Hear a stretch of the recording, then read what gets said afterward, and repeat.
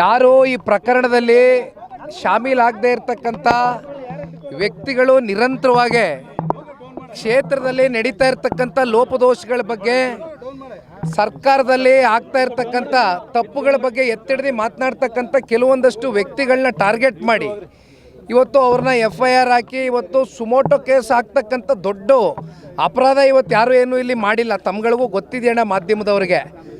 ಆದರೆ ಇದು ಟಾರ್ಗೆಟ್ ರಾಜಕಾರಣ ನಡೀತಾ ಇದೆ.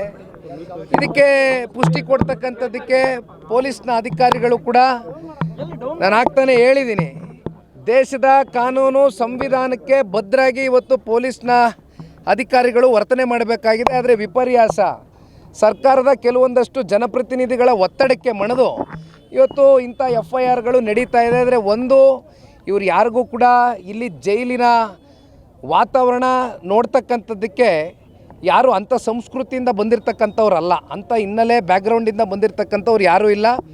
ಅವ್ರ ಕಣ್ಣಲ್ಲಿ ಒಂದು ನೋವಿದೆ, ಅವ್ರ ಕಣ್ಣಲ್ಲಿ ಒಂದು ಭಯವೂ ಕೂಡ ಕಾಡ್ತಾ ಇದೆ. ನಾನು ಇಲ್ಲ ಅಂತಕ್ಕಂಥದ್ದು ಹೇಳೋದಕ್ಕೆ ಇಚ್ಛೆ ಪಡೋದಿಲ್ಲ. ಯಾಕೆಂದರೆ ಯಾವುದೇ ಒಬ್ಬ ಒಳ್ಳೆಯ ಬದುಕನ್ನು ಕಟ್ಕೊಂಡಿರ್ತಕ್ಕಂಥ ವ್ಯಕ್ತಿ, ಗೌರವಯುತವಾಗಿ ಜೀವನ ಮಾಡಿರ್ತಕ್ಕಂಥ ಒಬ್ಬ ಸಾಮಾನ್ಯ ಪ್ರಜೆನ ಈ ರೀತಿ ಟಾರ್ಗೆಟ್ ಮಾಡಿ ನೀವು ಒಳಗಡೆ ಹಾಕಿದಂಥ ಸಂದರ್ಭದಲ್ಲಿ ಅವನಲ್ಲಿ ಮತ್ತು ಅವರ ಕುಟುಂಬಸ್ಥರ ಮೇಲೆ ಯಾವ ರೀತಿ ಒಂದು ಆಘಾತ ಉಂಟಾಗಿದೆ ಅಂತಕ್ಕಂಥದ್ದು ಅವರಲ್ಲಿ ಒಂದು ಭಾವನೆಯನ್ನು ವ್ಯಕ್ತ ಆಗಿದೆ.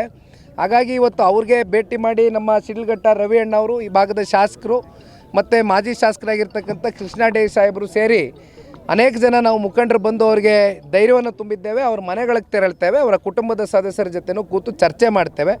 ಒಟ್ಟಾರೆಯಾಗಿ ಅವ್ರ ಧೈರ್ಯ ತುಂಬತಕ್ಕಂಥದ್ದಷ್ಟೇ ಅಲ್ಲ, ಅವ್ರ ಮನೆ ಮಕ್ಕಳನ್ನ ಅತಿ ಶೀಘ್ರದಲ್ಲೇ ವಾಪಸ್ಸು ಅವ್ರಿಗೆ ಮನೆಗೆ ಕರ್ಕೊಂಬರ್ತಕ್ಕಂಥದ್ದಕ್ಕೆ ಎಲ್ಲ ರೀತಿಯಾದಂಥ ಕಾನೂನಿನ ಅಡಿಯಲ್ಲಿ ವ್ಯವಸ್ಥೆ ಇದೆ, ಕೆಲಸ ಮಾಡ್ತೇವೆ.